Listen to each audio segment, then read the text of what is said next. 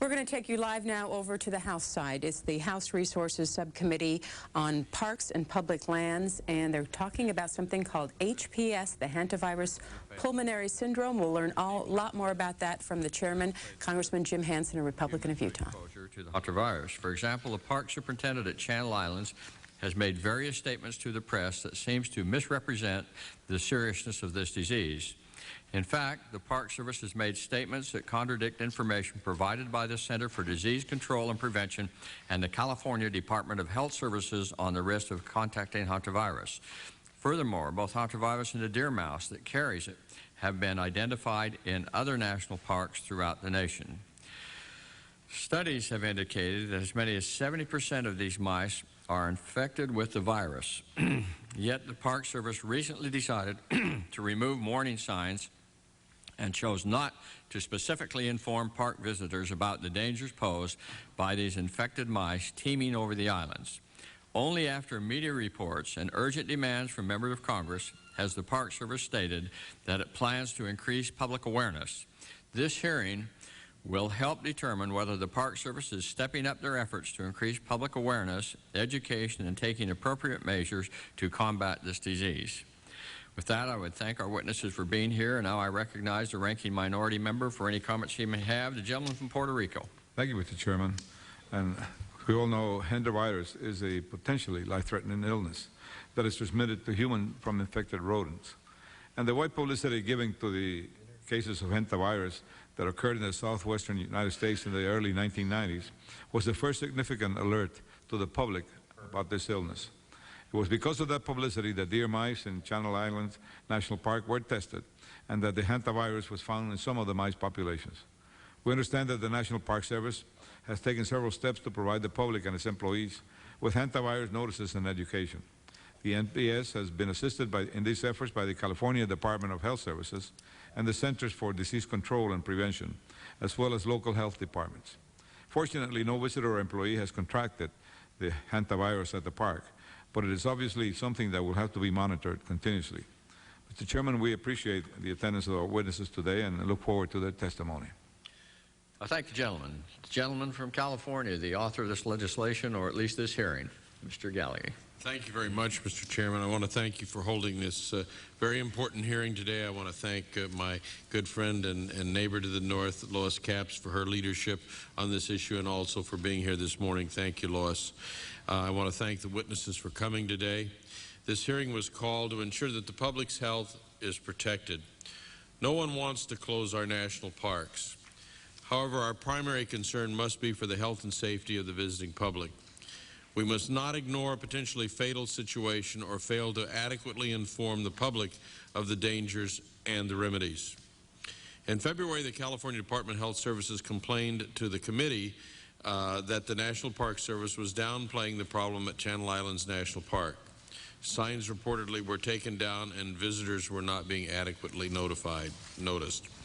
As a senior member of this committee, the state's concerns were brought to me. In early March, I called for hearings. In the ensuing months, I stayed apprised of communications among this committee, the Centers of Disease Control and Prevention, the Department of Health Services, and the Park Service. I have served on the Resources Committee longer than any other committee, and I have always been a strong proponent of our National Park Service. But I've become increasingly disappointed in their response to the hantavirus situation and believe that the response has not been as adequate as it should be. It is true no one has yet contracted the hantavirus from visiting the Channel Islands. It is equally true that it's rare to contract hantavirus. However, once contracted, your chances of surviving is only 50-50. This is an extremely deadly disease. During the hearings this morning, we will examine why warning signs were torn down at the Channel Islands and whether or not there is a systemic problem in the Park Service's public information system. With the summer season well underway and more visitors flocking to our parks, common sense would dictate that warnings to visitors would be increased, not decreased. If managed appropriately, the risk of contracting hantavirus can be minimized. But every day that the public is uninformed about the danger of hantavirus, we increase the risk of exposure. Later this morning, we will hear from health experts about the dangerous and deadly nature of this virus and the horrible disease it causes in humans. Right now, Mr. Chairman, we will use 3 minutes of the subcommittee's time to watch excerpts from a CDC tape, interviews with some people who have survived the disease. Mr. Chairman, they're the lucky ones, but as you will hear, even they don't consider themselves lucky. I would yield back, Mr. Chairman. When do you want to do the tape? We have the tape we could run right now, if we could, Is for that 3 all right? minutes. Is that? I'll go ahead and do the tape.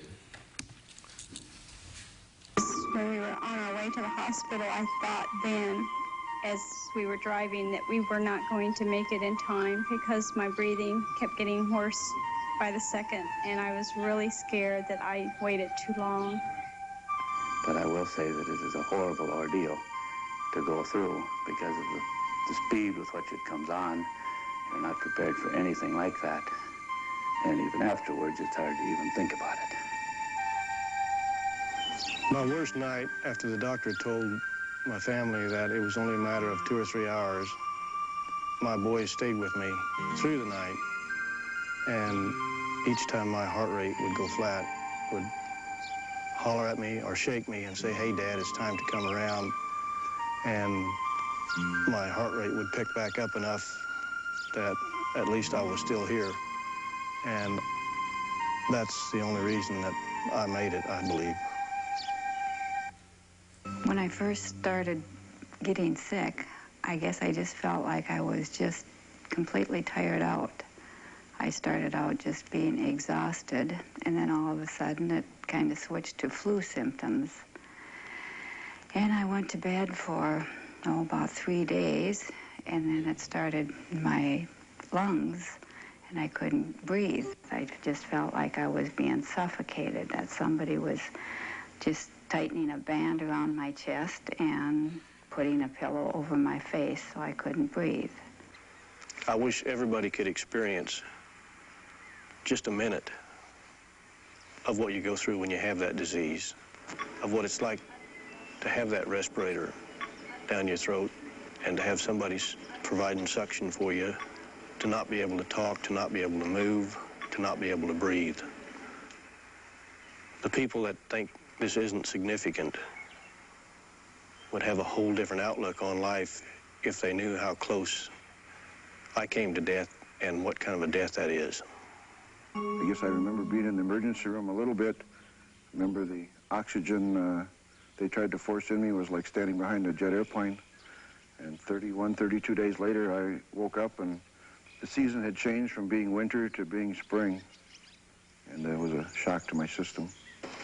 People comment about few cases of the virus and that it's not really something to worry about because either they've been around them for 40 years or they've done the same thing for 40 years and they've never got sick or exposed, or it's not a problem for them. And it's not a problem unless you happen to be the one that gets infected. And then it becomes a real problem.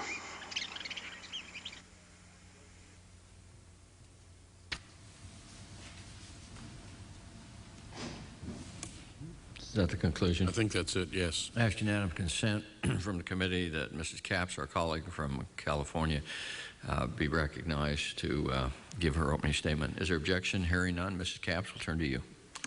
Thank you, Mr. Chairman, for allowing me to submit a testimony which I will in writing, but I will also submit it now on the subcommittee's hearing today. I appreciate the leadership of my colleague and neighbor, Elton Gallagly, the ranking member, and I'm grateful for the opportunity to speak to the presence of the hantavirus on the Channel Islands National Park. As you know, the majority of the Channel Islands are located in my district off the central coast of California and are considered one of the natural jewels of the area. I have visited the islands myself numerous times and never cease to be amazed at the diversity of wildlife and habitat that exists there. They are truly a special place, and I can't help but acknowledge that it was my predecessor, Robert Lagomarsino, who worked tirelessly to make these islands part of the National Park Service. Several years ago, however, it was discovered that the deer mice inhabiting the islands are often carriers of the hantavirus antibody, as are deer mice throughout much of the United States. In fact, studies have shown that the virus antibodies could be present in as much as 70% of the deer mice population on the islands. And while it is fairly rare for people to contract hantavirus, it can be fatal in nearly half of the cases. And we saw in the video that this is a very dangerous and deadly disease for those who contract it. Needless to say, the presence of it in such a large proportion of the deer mice population has caused alarm with some people in my district. As a former school nurse, I believe we should look to our public health experts in situations like this to ensure that the government, and in this case the Park Service, is taking the necessary steps to safeguard the public health. To that end, I wrote immediately to the California Department of Health Services and the Centers for Disease Control and Prevention to request both agencies' assessment of the situation and to urge their continued assistance to the Park Service.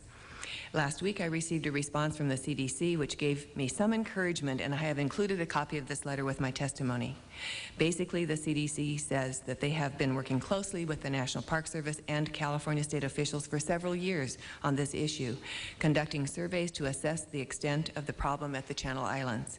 These collaborations have resulted in a National Park Service manual regarding the rodent exclusion and a National Park Service distributing of various CDC educational materials on hantavirus to the public. The Centers for Disease Control also pointed out that after a recent conference call with NPS and various state and local public health officials, it appeared that the National Park Service has, and this is in quotes, an appropriate and comprehensive, quotes, educational program in place. CDC does recommend, however, that the National Park Service increase its outreach program to get hantavirus information to visitors to the park who don't normally come in contact with NPS to the National Park Service, such as boaters and others who enter the park through non-standard entry points. After receiving the CDC letter, I wrote to the superintendent of the Channel Islands to reiterate my support for their efforts and also to put the services of my offices to use, helping NPS achieve this additional goal. And today, I'm pleased that Park Superintendent Tim Setnica will be outlining for you a number of the steps that they plan to take, which include a workshop with local boating groups to increase awareness of the presence of the hantavirus, on which my office will be working with him, and I've made available my office to whatever goals we might have together in making this happen. I look forward to continuing to work with the local Park Service personnel on this and many other issues regarding the islands. Clearly, the presence of the hantavirus antibody in so many of the deer mice on the Channel Islands calls for a continuous and vigilant effort by the Park Service to inform the public of the situation and ways that they can safely visit the park. I support the CDC's view that constant vigilance in public education effort about hantavirus can continue to keep Channel Islands a safe place for the public to visit. I do not believe the park should be shut down or that the Park Service should attempt, as some have suggested, to eradicate the deer mice population. I do appreciate this opportunity to share my views on this important topic and look forward to working with the subcommittee on ways that we can improve our national park system. Thank you, Mr. Chairman. Thank you. Mr. Sherwood, gentleman from Pennsylvania, have an opening statement. Well, I'm very interested to learn a little more about this because I read the articles 4 or 5 years ago about the outbreak in the Four Corners region, and now I know that we have had 3 cases in eastern Pennsylvania. So I'm here to learn what we can do about it. Thank you. Gentleman from Washington, Mr. Inslee. I will pass, Mr. Gentleman from Nevada, Mr. Gibbons. Thank you, Mr. Chairman. I'm indeed very pleased to be here. I want to thank you for your leadership on this issue and making it available for all of us to have at least an introduction into this terrible disease. I know in the state of Nevada we are plagued by deer mice that do carry the hantavirus. It's a common disease now that is well known in our state and widely advertised as being present there. We're looking and hoping that there's some resources that will be available to help all people in the infected areas of this disease to better understand it and better deal with it. And I want to thank you again, Mr. Chairman, for having this hearing here today. Thank you, gentlemen. Gentlelady from the Virgin Islands, Mrs. Christensen, to have an opening statement. Mr. Chairman, thank you. Thank you. We'll turn to our first and only panel, Maureen Finnerty, Associate Director, National Park Service. She's accompanied by Superintendent Tim Setnica, Channel Islands National Park Service, John J. Hanley, Director of Public Health Programs, National Park Service.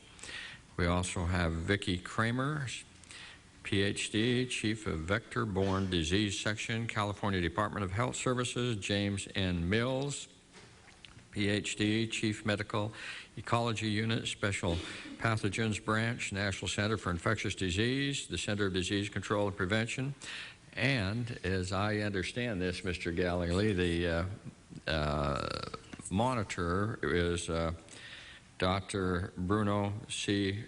Chommel, if I'm pronouncing Chommel, veterinarian, Ph.D., Department of Population Health and Reproduction, School of Veterinary Medicine, University of California, Davis. You have a very prestigious panel here in front of us. And Maureen Finnerty, can we start with you, please? That's quite an important hearing in the minds of many folks, and I surely don't dispute that. But we still have a rule in the Resource Committee on time, and I hope that you were alerted that you're given 5 minutes. Now, if you just can't get it all in and you've got to go an extra minute or so, just let me know and we'll give you that extra minute or so. Also, keep in mind that your entire statement will be included in the record. So if you want to abbreviate on that, that's fine. We'll turn to you. Now, the 5-minute rule goes like that traffic light in front of you. Same thing. Green, you start.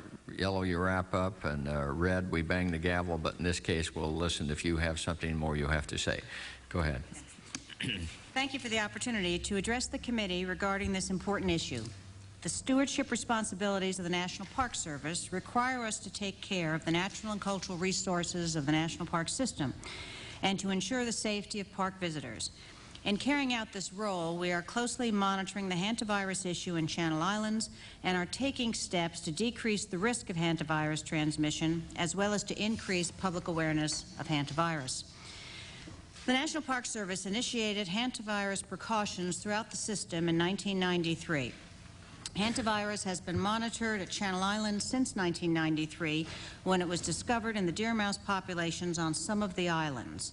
Since that time, the service has increased both public and staff awareness of the risks of hantavirus through publication of field notices, factual brochures, public awareness items, and other steps, and has taken measures to reduce risks to both groups. Public interest in the issue at Channel Islands was created by news reports of a 7-year-old boy on Santa Rosa Island who handled a deer mouse that later tested positive for antibodies to hantavirus. The boy was tested for hantavirus and the results were negative. Let me emphasize that to date, no one who has visited or worked on the Channel Islands has contracted hantavirus pulmonary syndrome or tested positive for the virus.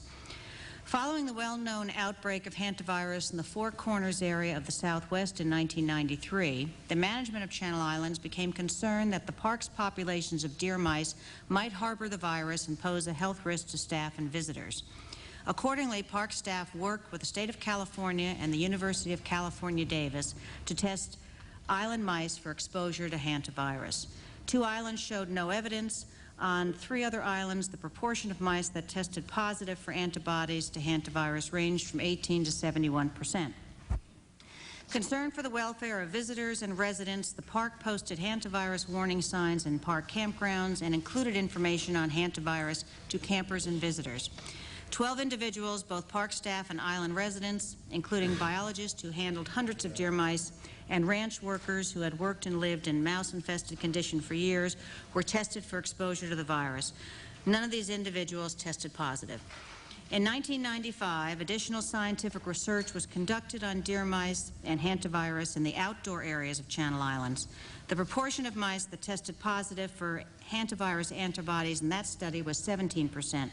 Closer to the nationwide rate for deer mice, which is about 15%. It appears that the proportion of mice testing positive for hantavirus varies from year to year.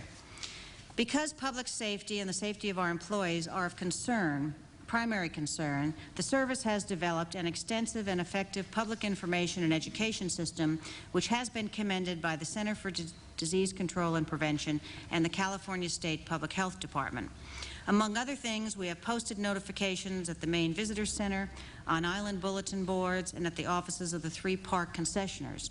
We have also included hantavirus information in the park's printed material and on its website, and made available in the park's visitor center detailed brochures from the State Department of Health about hantavirus, its prevention, and symptoms.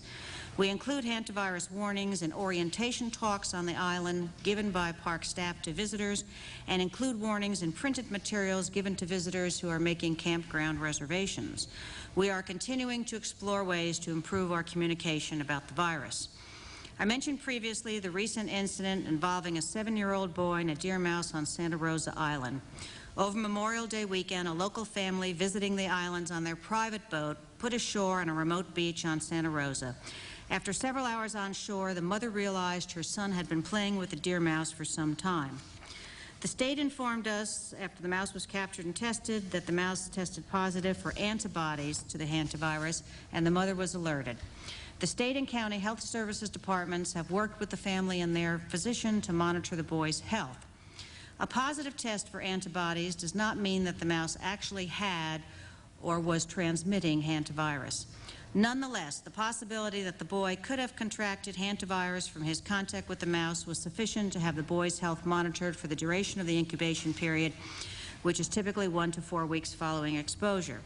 On Thursday, June 10th, the California State Department of Health Service organized a conference call to assess the risk of hantavirus at Channel Islands in light of the recent request by Congressman Gallegly to close the park. Participants were the State Department of Health Services, Ventura and Santa Barbara County Department of Health, and the Center for Disease Control and Prevention.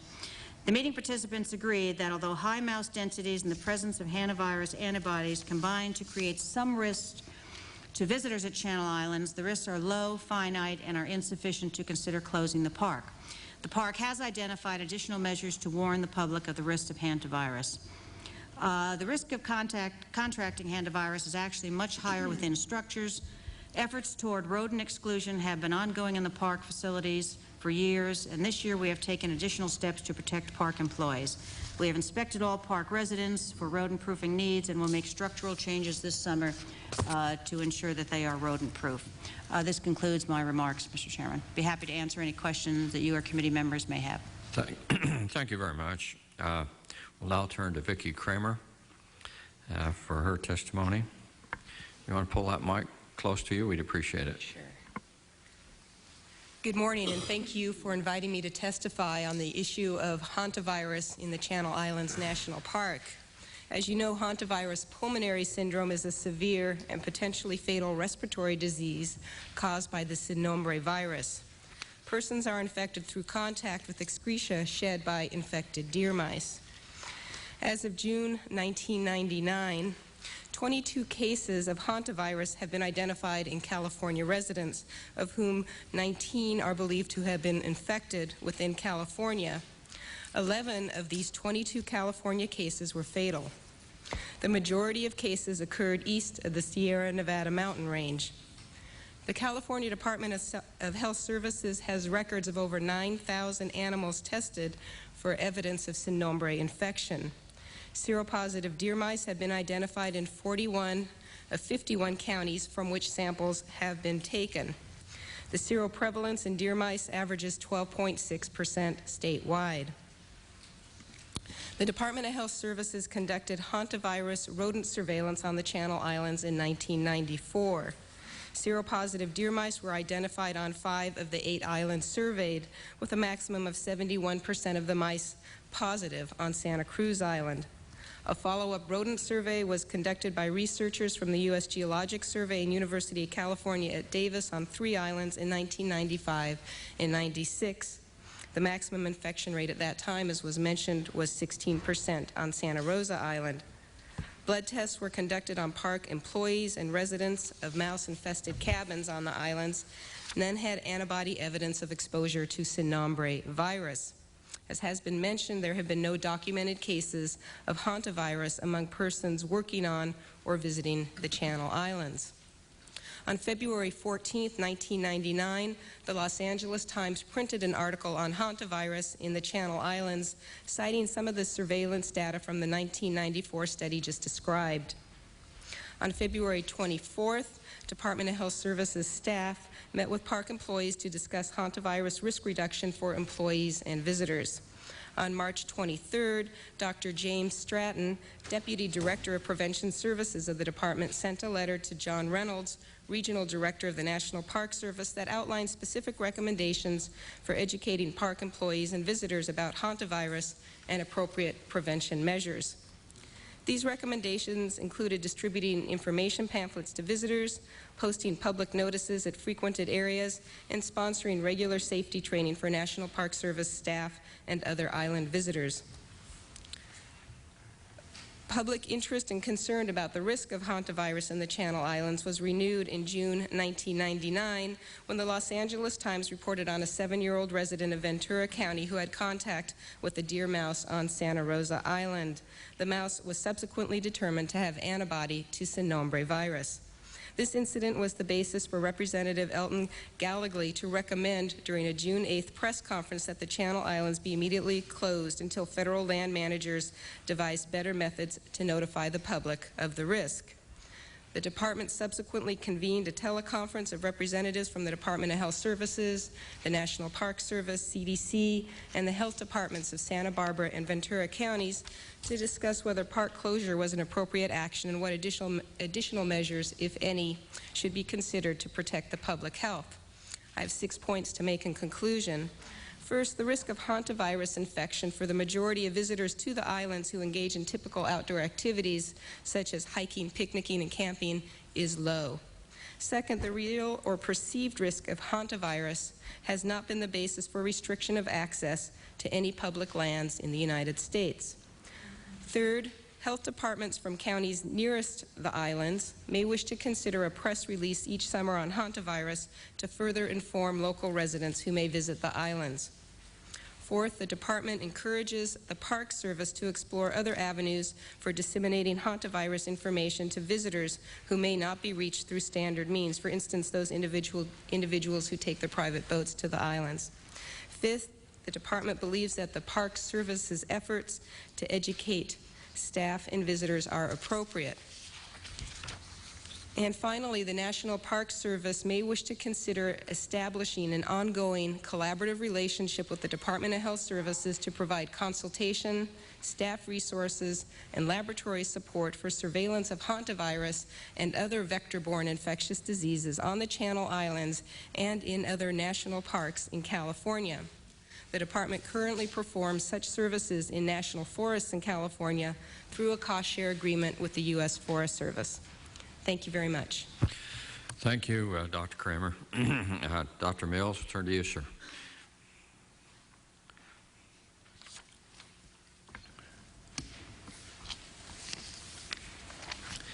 Good morning, and thank you for your invitation to testify concerning the risks of exposure to hantaviruses for visitors to Channel Islands National Park. Diseases caused by hantaviruses have been recognized for many years in Asia and Europe. However, hantavirus disease was virtually unknown in the Americas until 1993, when a cluster of cases of acute respiratory failure with high mortality drew public and scientific attention to the Four Corners area of the American Southwest. CDC scientists quickly identified the causative agent as a previously unrecognized hantavirus and implicated the primary host, the deer mouse. The virus, as you've heard, is now called sin nombre virus, SNV, and the disease is hantavirus pulmonary syndrome, or HPS. The recognition of SNV led rapidly to the discovery of other hantaviruses in North and South America. At least 23 hantaviruses now have been described in the Americas, each associated with a single primary rodent host species. About half of these, including 4 in the United States, are known to cause HPS. These viruses, which have no apparent harmful effect on their rodent hosts, have probably existed in rodent populations for millions of years. HPS is characterized by fever, severe muscle aches, and malaise, which may rapidly progress to acute respiratory distress requiring intensive care and supplemental oxygen. The case fatality ratio in the United States is 43%. To date, the CDC has confirmed 217 cases of HPS in 30 states. SNV, hosted by the deer mouse, is the agent responsible for the great majority of HPS cases in North America. The deer mouse is one of the most common and widespread small mammals in the United States. Many of you have a map that was passed out. The range of the deer mouse is indicated by the blue shading in this map. HPS cases have been reported in much of the species range indicated by the red dots on that map, although the greatest number of cases have occurred from the western United States. The most frequent mechanism of infection for humans is probably the inhalation of infectious aerosols produced when rodents urinate. Other possible routes include direct contact with rodents, or rodent-contaminated materials, or rodent bite. There's no effective treatment for HPS, and there's no vaccine. Therefore, prevention is the primary tool for lessening the morbidity and mortality from this disease. The most important single measure may be rodent exclusion from human dwellings. Simple and inexpensive rodent-proofing methods have been developed and tested during collaborative studies by the CDC and the National Park Service. Outdoor exposures occur infrequently. Recently, 2 cases of HPS were associated with catching and handling a deer mouse. Prevention of these kinds of exposures are particularly relevant to the national parks, and getting prevention information to visitors should be a priority. CDC has published numerous public education materials outlining general prevention and control measures, including pamphlets, posters, and a detailed internet web page. Many of these items have been sent to the national parks, and NPS has developed similar materials. As the nation's disease prevention and control agency, it is CDC's responsibility to provide national leadership and concerted effort to prevent illnesses such as HPS. CDC's recently released plan, Preventing Emerging Infectious Diseases, a Strategy for the 21st Century, describes ways to combat and prevent future and present emerging diseases.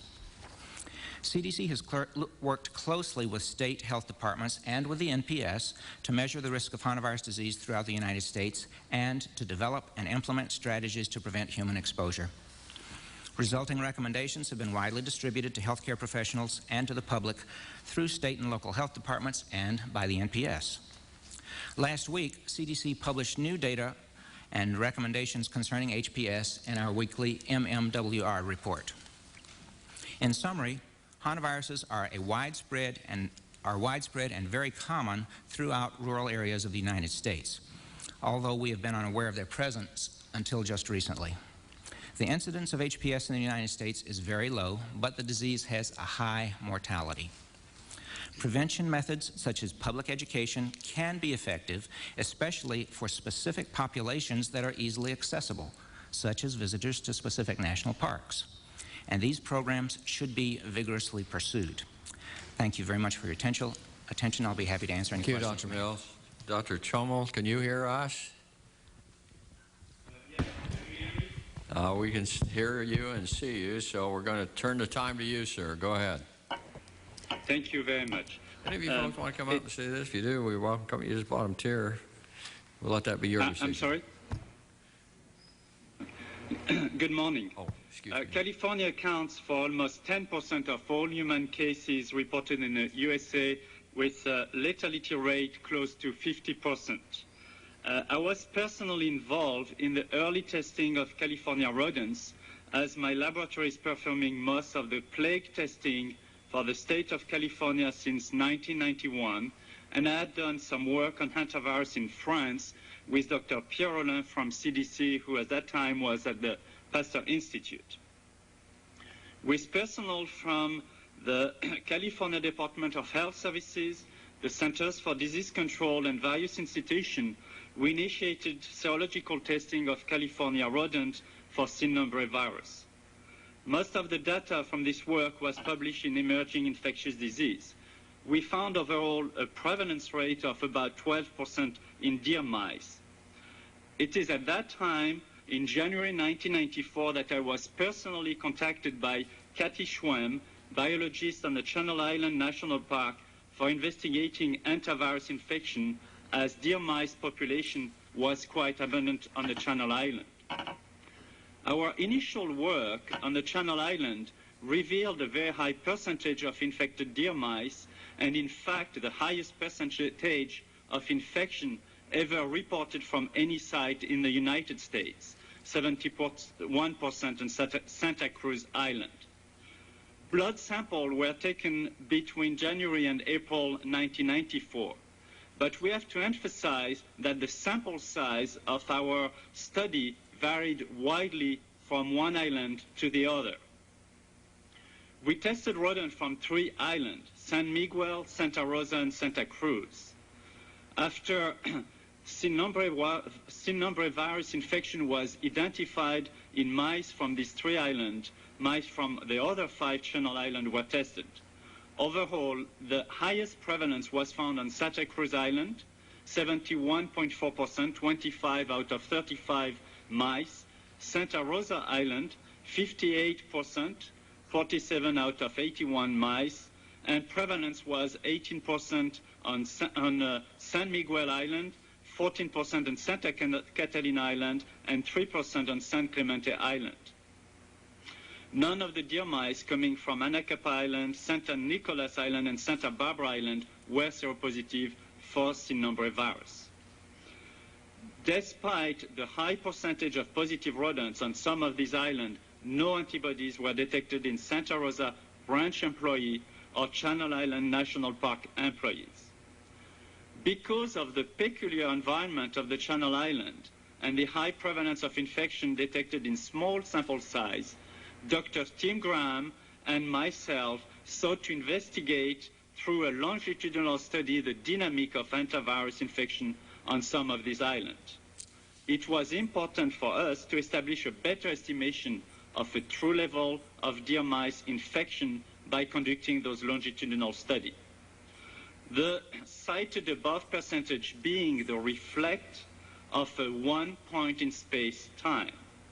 Through a grant support from the Centers for Disease Control and the National Park Services, we were able to start our project, which was conducted during the fall of 1995 and winter of 1996. However, lack of funding didn't allow to carry on this project initially set for a 3-year period. We demonstrated that the prevalence of infection is different on different islands and that various locations on a single island may have specific dynamics. It has also been reported that the virus isolated from the Channel Island have a 17 to 19% sequence different from any mainland California sequences. This information may have misled some person who thought that the Channel Island virus was different from the mainland virus and therefore stated that this virus was non-pathogenic to humans, as no human cases had been diagnosed in person visiting or working on the Channel Island. If the virus evolved through time on this island, it is, however, close enough to the Cinombre virus to share its characteristics. For a comparison, we will say that they are likely to be 2 siblings from the same family. Because of the present concern recently emphasized on the Channel Island, it should be indicated that the hantavirus infection on this island is certainly not something new. The specific coevolution of the rodents and their virus support the fact that the infection is endemic to the island. Therefore, closing the park do not appear to be a measure that should be pursued because of the limited but real risk of infection. Education and warning of the park visitors seems a more appropriate approach. In terms of conclusion and recommendation, we will emphasize the risk of hantavirus infection in outdoor environment is rather low but should not be neglected. Informative brochure on hantavirus and how to reduce the risk of infection, as well as flyers posted on park information posts, should be made available at all times to visitors. Information should emphasize children not feeding or playing with rodents. Education of park personnel about the risk on how to inform the public should be performed on a regular basis. And finally, lack of scientific knowledge about the dynamic of the hantavirus infection in the Channel Island rodent population should trigger more research as the one we initiated a few years ago. Funding by National Park Services and federal agencies such as Centers for Disease Control should be provided to support such activities conducted in collaboration by federal, state, and local agencies, as well as the National Park Services and universities. Thank you very much. Thank you, Dr. Trammell. We thank the witnesses for their interesting testimony. This kind of makes you a little nervous. I noticed a man in Utah died cleaning his garage with this, and we had a lobbyist with in the military committee who was cleaning his barn out in Maryland, and boy, we thought he was gone. They gave him the last rites and everything, and somehow he pulled out of that thing. I don't know if I want to clean my garage after this. I will recognize the gentleman from Puerto Rico for any questions he may have for our witnesses. Thank you, Mr. Chairman. I'd like to ask the lady from Dr. Vaki Kramer, what has NPS not been doing that you would recommend that they do in regarding to advising the public, if anything, as to the existence of the hantavirus disease in the deer mice? Over the last 3 or 4 months, the National Park Service is to be commended for their efforts to initiate public education and continue some of the education they were doing prior to that. I think they've really taken a lot of steps over the last 3 to 4 months. During our teleconference, we made 2 recommendations to the National Park Service on other items that they could do. One was a press release that either they could put out and or the local health departments in the area could release to reach the general populace. And the second item is to try to reach those people who do not come to the islands through the normal means, that is those individuals who may have private boats. And based on the discussion here, it's apparent that the National Park Service is considering that recommendation and already trying to take steps to broaden the scope of their public education. Is there any other park, national park or state parks in California that have the problems or with the hantavirus? Yes, we've identified 6 or 7 other national parks in California that have mice that are seropositive to hantavirus. Those include Yosemite, where the infection rate was, I think, about 15%. And I believe Sequoia National Park and Lassen National Park. We also have plague in about 6 or 7 of our national parks as well. So hantavirus isn't a unique vector-borne disease. The national parks deal with a whole scope of infectious vector-borne diseases. And I do have surveillance data from the other national parks. If you'd like me to pull that out, I can give you some more specifics. Thank you. Ms. Finnerty, how detailed are the education efforts for NPS employees and to the public regarding the hantavirus? I'll speak to nationally what we're doing and then make some reference to Channel Islands and then have Superintendent Setnick deal specifically. Since this disease was first identified as such in 1993, the National Park Service immediately started taking steps to notify all of our regional directors and park superintendents nationwide of the existence of this, of the information about the disease and its symptoms, and also providing all kinds of procedures and information service-wide as an alert for folks to pay attention to it and to start taking some measures. That nationwide information really goes out annually. It was first issued in 1993, and we do updates and try to inform people throughout the country of the existence of that disease, as well as others that park visitors may come in contact with. We certainly, on a nationwide basis, have provided funding support through to CDC to do a lot of various research-related efforts on hantavirus, both in Channel Islands and throughout the United States. We've also looked at hantavirus in the eastern United States, and we've also worked closely with CDC and others on rodent proofing and ways to try to to alleviate this disease in parks and to try to, rodent-proof a lot of our facilities and educate people on food storage and those kinds of things. So we have taken it seriously, and we have continued to do things on a service-wide basis. And Superintendent Settigan maybe can speak to some of the specifics at Channel Islands as far as information and that kind of thing. How does the risk of the hantavirus at the Channel Island compare with the risk of hantavirus in other national parks? Some folks here maybe can speak to that. I mean, the percentage of affected mice or carriers has been very much higher on some of the islands at certain periods of time, maybe as high as 70%. My understanding that the national average is more around the neighborhood of 15%. But that also varies depending on when the mice are tested, and it varies seasonally. It varies depending on temperature and availability of food sources and availability of predators and those kinds of things, is my understanding. The disease has just been identified recently. Because I remember when I was a child, my mother used to tell me never to go around barefooted where there was mice or rats, and I had to stay away where they could have urinated or where they had feces. Always, I remember that ever since I was a child. So that people knew that there was something wrong with the feces and the urine of rats, but the disease had not been identified. Is that it? That's my understanding. Is the disease was not identified until 1993, although it's existed probably for 3 or 4 decades. Thank you very much. My time is up. That gentleman from Puerto Rico. The gentleman from California, Mr. Gallagher. Thank you very much, Mr. Chairman. Before we get into the questions, I would ask unanimous consent that the map that Dr. Mills was referring to, showing the cases across the nation, be made a part of the record of the hearing. Without objection.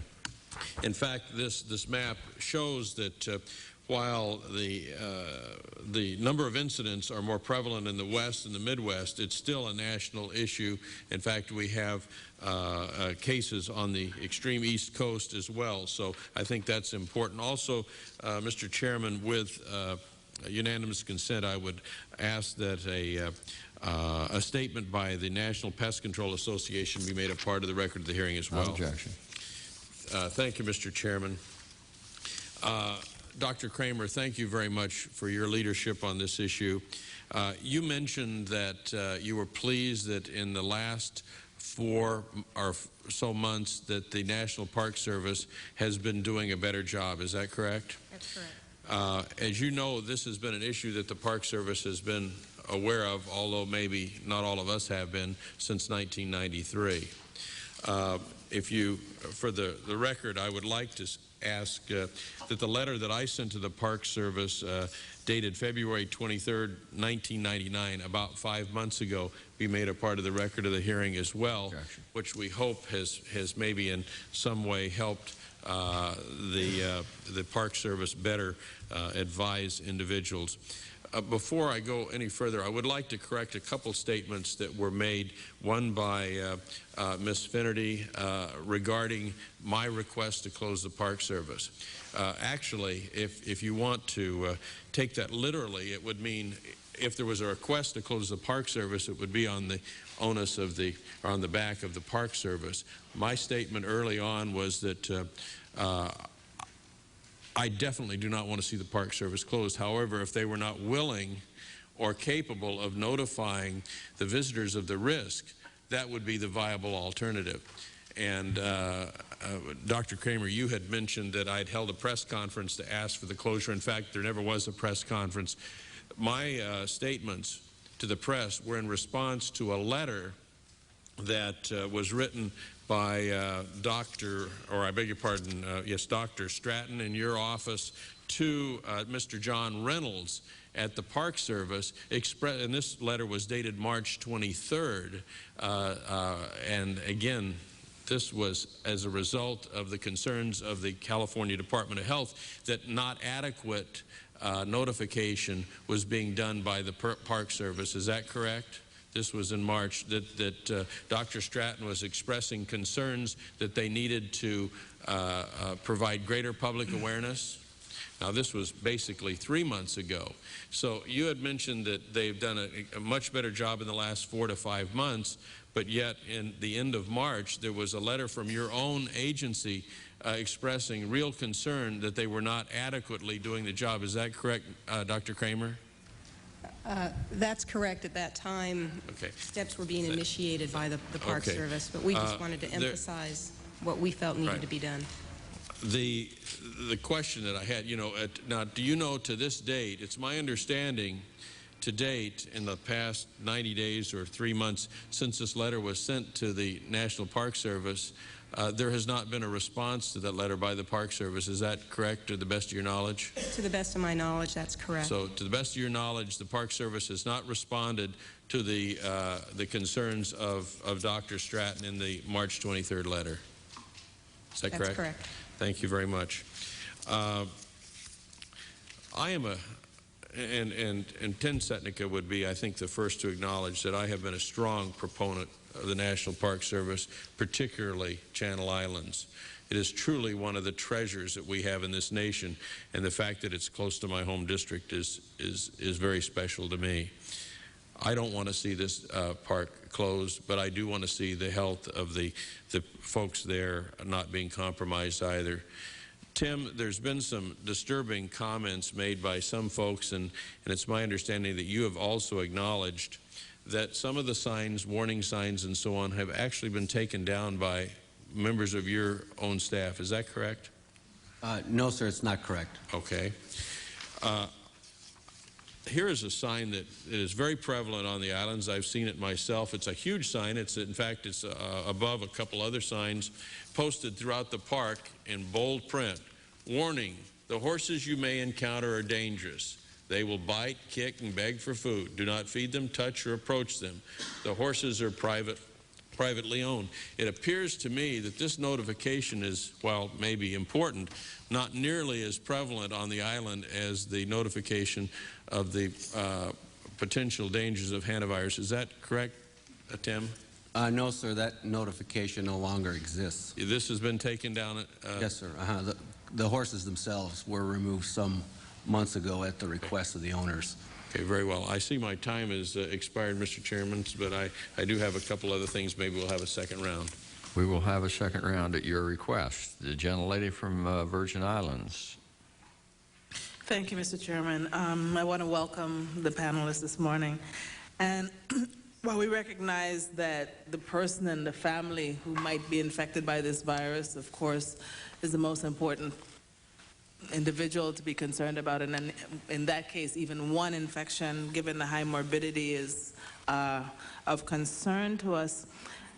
Can you clarify for me, it seems to me that if the seroprevalence throughout California, and I guess I'd direct this to Dr. Mills, is just a little over 12%, is the seroprevalence any higher in the islands than in general? I mean, significantly higher. Would you consider it significantly higher than other counties, the average throughout California? Well, I think the question is throughout California, and Dr. Kramer would be better to answer that.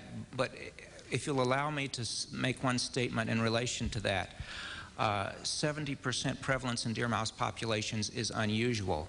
Nevertheless, that is within the variation of temporary prevalences that we've seen from time to time, from year to year, from place to place in other areas of the United States. These prevalences are unusual, but we have also seen similar prevalences, greater than 60%, say, in other areas of the United States.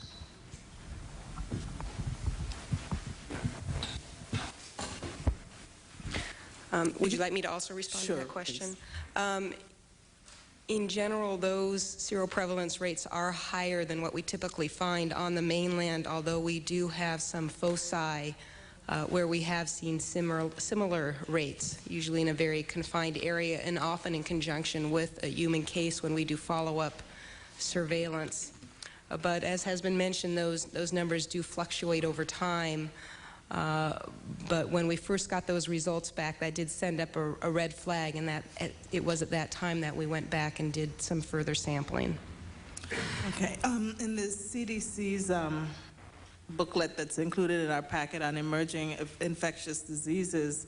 As we're concerned about the emergence of new and diseases, especially ones with high morbidity and mortality, there's a statement in here that says we are barely one step ahead of the microbes, and this underscores our need for a strong and vigilant public health system. Are you, anyone can answer, or all of you can answer, are you pretty comfortable that a vigilant and strong public health system is in place with regard to this virus?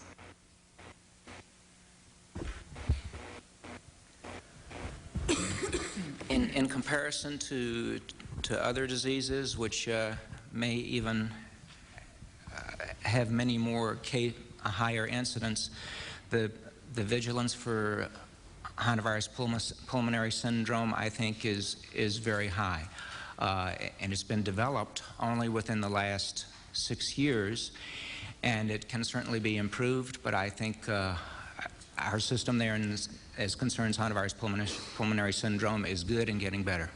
Thank you. Thank you, Mr. Chairman. I have no other questions. Thank you. Gentleman from Pennsylvania, Mr. Sherwood, is recognized for 5 minutes. Thank you, Mr. Chairman. Dr. Mills, I remember reading 5 or 6 years ago about the outbreak in the Four Corners area, and there was some unusual, and I don't remember what it was, but there was an unusual climactic reason or something for the increase in the population at that time. And I'm absolutely fascinated by your map and the distribution of the cases. And my question to you is, what can we learn from that map and the distribution? For instance, you know, it's very heavy in the Four Corners region and other regions in the West. And then we have 3 in eastern Pennsylvania, none in Ohio, none in New England. Very interesting. I assumed that it might be originally that people, when they went to their hunting camps and cabins that were closed part of the year, came in contact. But, you know, New York State, New England, a very high prevalence of those, and I see no cases. How do you explain the distribution? What can we learn from it? Okay. The short, simple answer about how do we explain the distribution is that we don't know. Nevertheless, we know that there are local environmental conditions that from time to time lead to high density of rodent populations and consequently high prevalence of infection in those rodent populations. Human behavior also, like in the Appalachian areas of the United States, cases are frequently associated with entering closed hunting cabins, cleaning out these cabins, or existing in those spaces with populations of infected rodents. Studies that are ongoing right now, longitudinal long-term studies of rodent ecology in several areas in the southwestern United States, are designed specifically to identify those local environmental conditions that are associated and perhaps causative for local increases in rodent density and increases in prevalence in those populations, and in turn increases of risk of hantavirus infection for humans. And those studies are starting to yield some results, and we're beginning to understand some things, but we have a long ways to go. Thank you. I think, you know, we can beat each other up about who did what about this, but if we could learn where they're liable to be and what we do about it, I think there might be a lot to be learned from your distribution chart. And yes, sir. And if you have any follow-up on that, would you send a copy to my office? Certainly will. Thank you. We hope to very soon. Thank you, Mr. Chairman. The gentleman from Michigan, Mr. Kildee, did you have any questions? Thank you, Mr. Chairman. To Dr. Mills, do you anticipate that a better funded research would improve your ability to help prevent or find treatment or cure of hantavirus, and have your request for funding found themselves into the budget? Again, I have to speak from the scientific perspective, and I'm not associated with the funding and policy making. The money that we have received for hantavirus studies in the past, I think, has been put to very good use. We have learned a tremendous amount in a very short time, just in the last 6 years. And the stage that we are currently at, if you will, involves now shifting from our short-term cross-sectional studies to long-term studies that will follow rodent populations through time.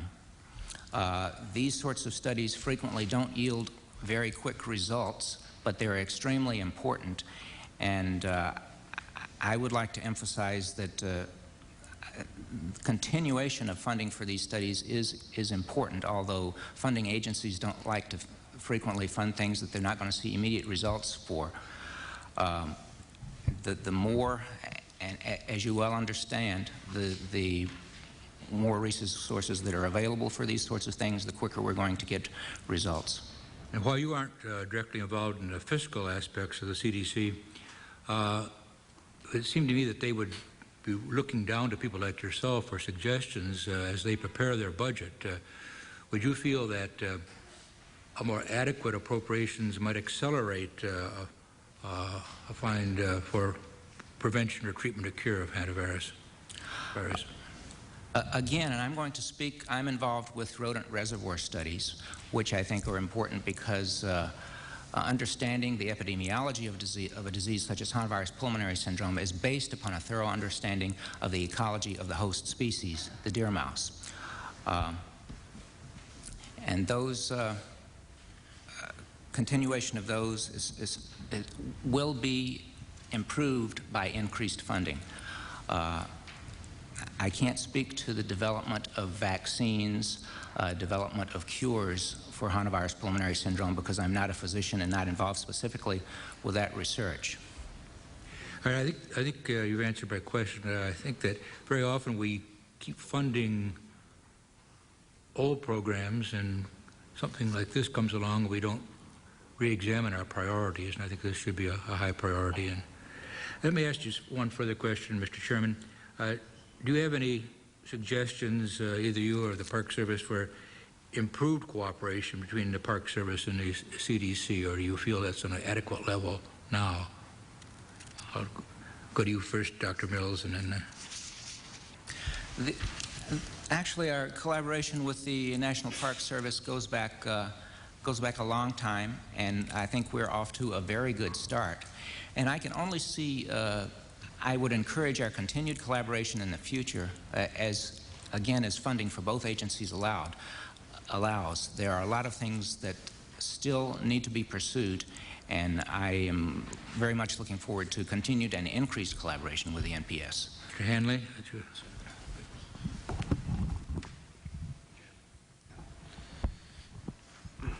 Yeah, thank you. Our relationship with between the CDC and the National Park Service goes back to 1922. Actually, Public Health Service and Park Service, with informal agreements between the two parties. In 1955, there's an MOU between CDC and the Park Service to actually provide technical consultation to the Park Service. So the relationship goes back formally to 1955, and we've been working with them ever since. In fact, the public health program for the National Park Service is conducted by the CDC. I thank both of you, and thank you, Mr. Chairman. Yield back the balance of my time. Thank the gentleman from Michigan. The gentleman from Nevada, Mr. Gibbons. Thank you very much, Mr. Chairman. I think I heard someone say that this disease has been around for at least a couple of decades. I'm curious as to whether or not the number of, or the rise in HPS or hantavirus cases is either due to our ability to recognize the disease today, or is it due to a spreading of the disease? In other words, are we seeing a larger number of people being infected versus is this just simply a relationship to our ability to recognize the disease? Does anyone here want to address that question? Since the microphone's right here, I'll give it a stab. The answer is yes to both parts of your question. We believe that the increase in number of reported cases, specifically in 1999, is due to a greater awareness, but also we believe this year that the rodent populations are greater than average because of the El Nino effect from last year. So the increase in rodent population is probably causing that upswing that we're experiencing in 1999. Dr. Chomel, I know you're on the other side of the camera there. Want to thank you for your presence and being able to testify as well. I want to ask you a question, if I may. What are the chances of being either exposed to or becoming infected by indirect contact? In other words, through pets, that our pets in our homes might come in contact with some of these rodents, or alternatively, insects, ticks, flies, mosquitoes, parasites from these rodents. Do they carry the disease, and can we as humans be indirectly in contact with that to expose us to the disease? Thank you very much for your question.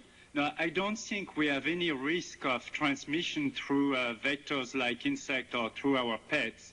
There's been some studies that suggested that eventually cat could be involved, and that was mainly done in China, and we don't have any support for that in the United States with the hantavirus. We have some study that have been done indicating possibility of some seroconversion, particularly in coyotes, but we know that the main reservoir is rodent, and you have to have exposure to rodent excreta to be infected. And in fact, the likelihood of getting infected is higher if you are in an enclosed area.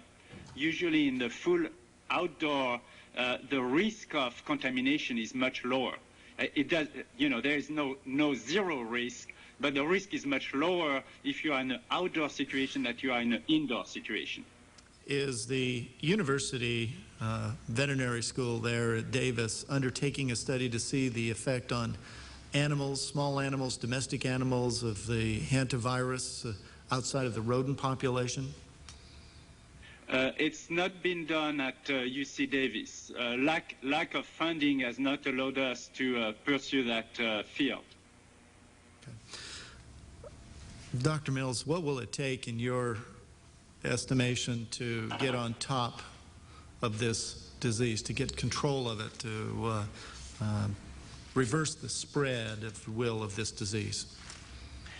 I think there are two factors that we need to emphasize. Number one is education, and number two is continued research. And education are those things that we've talked about here today. The Channel Islands National Park, especially as a result of this hearing and the events associated with it, is going to be on top of public outreach programs. Those public outreach programs, however, need to be extended to other national parks in the western United States and in the eastern United States, and to the general public. Hammer home that message: avoid contact with rodents. A second area of research is going to be physician education. It's very important that these cases be identified as quickly as possible.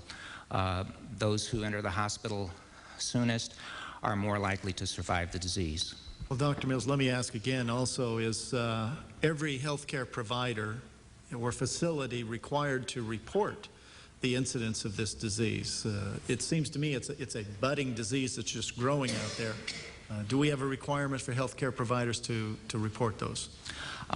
My understanding of the rules for reportability is that each state decides which diseases within that state will be reportable. The CDC has requested that that hantavirus pulmonary syndrome be reported by the states, and the states all seem to be in agreement with that, and we're getting reports from all the states.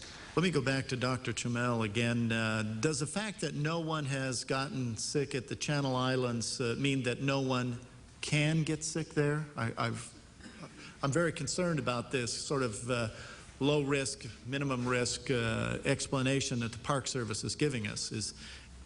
Can someone get sick from hantavirus by exposure at the park? It could be possible, yes. Thank you. Mr. Chairman, I see my time has elapsed, and appreciate the time. I thank the gentleman from Nevada. You know, I'm much more concerned about where we're going to be tomorrow than where we have been in the past. But I do need to, for the record, clarify just a couple things, because there seems to be a little inconsistency. And I see Tim reaching for the microphone. So you mentioned just a couple minutes ago when we were going through your testimony, or you, in response to a question I had, you said that the Park Service has not toned down their message to the visitors. Is that correct? Yes, sir, that's correct. Tim, in a letter that you sent to me dated February 23rd of this year about this issue, you said specifically that the posters about hantavirus in the visitor center have been taken down. Do you remember sending me that letter and telling me that? I do indeed, yes, sir. Okay. Also, on February the 14th of this year, there was a story in the Los Angeles Times where you were quoted. Now, keep in mind, quotes are not always exactly accurate. So for the record, I'd like for you to clarify whether your quote was accurate or whether you were misquoted in the Times. In the Los Angeles Times article dated February the 14th, you were quoted as saying, "We toned down warnings. Clearly no notice is necessary for a risk that is minimal or non-existent. There's no reason for change." Could you explain, is that quote correct or is it incorrect? The quote is incorrect, sir. The quote is incorrect. So, in other words, the Los Angeles Times was clearly in error. Yes, sir. Okay.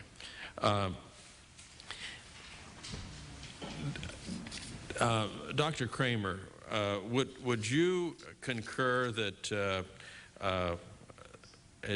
that we are moving in a more positive direction as it relates to notification of this potentially life-threatening virus as it relates to the Channel Islands? Yes. Okay. What else needs to be done? Keep in mind, you mentioned earlier that you said that there has been no response from the Park Service as it relates to the concerns of Dr. Stratton. It's my understanding that we did not receive a formal response to the letter we sent in March. What, if any, additional notification or acts on the part of the National Park Service needs to be done according to the State Health Services? What can be done more effectively than is currently being done? Well, I think all the steps they've taken recently are very positive ones, and the only two additional items that we came up with as a group during our teleconference last month were notification of those visitors who come to the parks in their private boats, and then we felt also just press releases to the general public would be effective in helping people understand a little bit more about this disease and what preventive measures they could take. Are you aware that last week, I believe, and maybe Tim can correct me or Ms. Finnerty, on the 23rd, that there was a briefing of the rangers as to how they can better prepare visitors for the potential risk? Yes, a member of my staff gave a formal presentation to the Park Service on June 23rd, during which he discussed safety precautions that they could take, reviewed a little bit of the ecology and epidemiology of the disease, and also offered to come back in about a week or two to help them fit the respirators in an appropriate way so that when heavy-duty cleanups are required, they will be protected from the disease. Tim, is this going to be an ongoing program of keeping your rangers briefed, and is this going to be a program where they are going to continue? I don't think that it's a matter that we should be out screaming, "Henny penny, the sky is falling," yet at the same time there's some basic and fundamental measures that can be taken to mitigate the risk.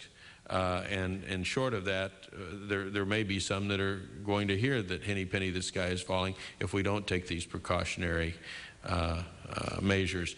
Is this an ongoing thing, and is it correct that you did have this meeting last Wednesday or Thursday, the 23rd? Yes, sir. It has been ongoing, and we did, in fact, as part of biannual all-employee meeting, have an hour session with Dick Davis from the state. Just one final question, and I don't want to belabor this because the statement that was made with quotes around that you had full attribution for, and that you say you were misquoted. Did you make any attempt to contact the Times in the form of a letter to the editor or a subsequent conversation with the press to say, hey, you know, I was misquoted. I didn't say that there is no risk, and I didn't say that we've toned down the notification. Was there any attempt to clarify your position?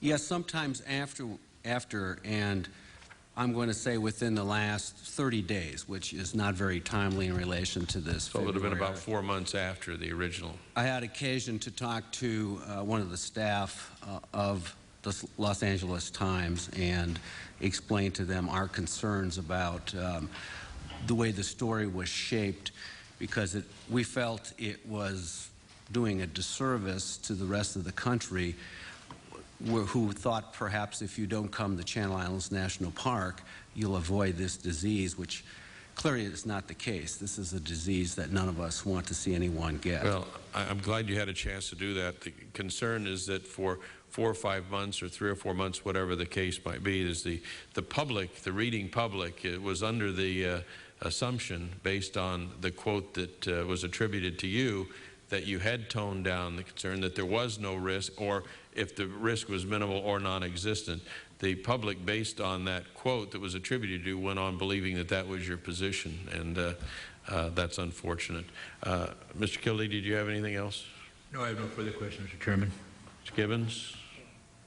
No, Sherwood? thank you.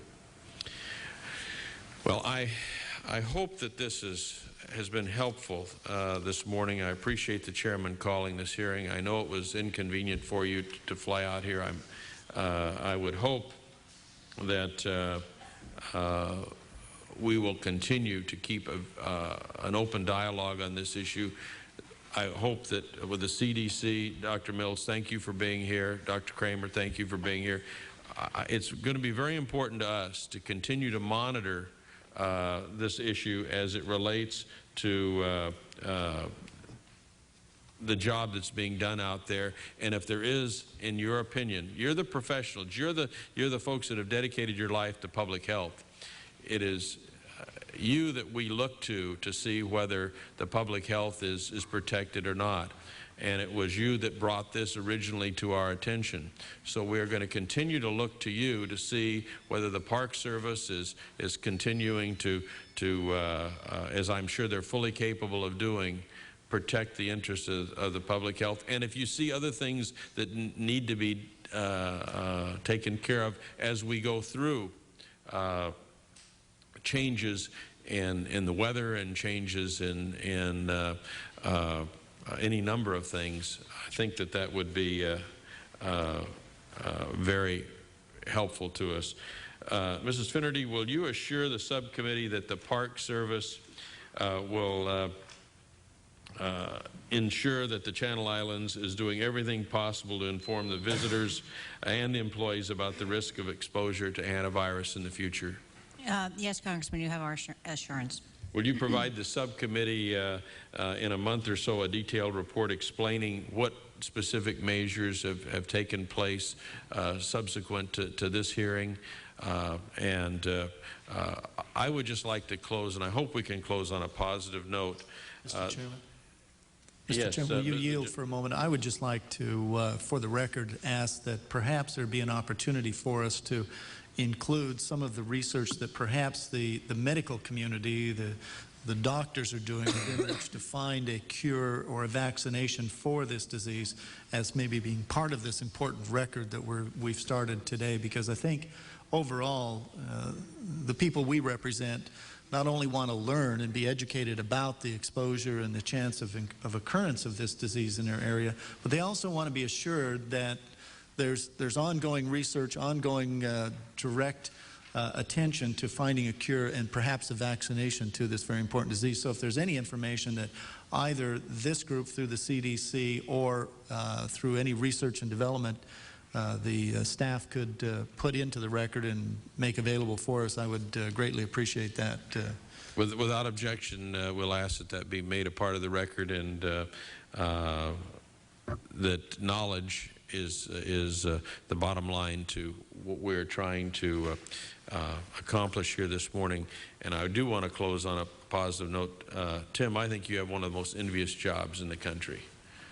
That is an absolutely spectacular national park. As you know, the role that I played some years ago in getting the visitor station named after my dear friend and mentor, Bob Lagomarsino, and the role that he played to bring all this to fruition. And I hope and I trust that you will accept my involvement in this as not anything that would compromise the future of that park, but only protect and preserve and make it a better place for the visitors in my district and surrounding districts. And I would hope from people all across the country to avail themselves of this special park. And I hope that you will accept that in the spirit that it was presented, and that we'll continue to work together in a positive way. I just appeal to you that I consider this as a result of the initial communications from State Health as something very serious, and it's something that none of us can take lightly, because this is not a common cold. As rare as it might be, one visitor to that park that it could contract this disease is one too many. And I just hope we'll continue to work together, as I know we have in the past, and that we're fully capable of doing in the future. Thank you all for being here this morning, and with that, the committee stands adjourned. Very good.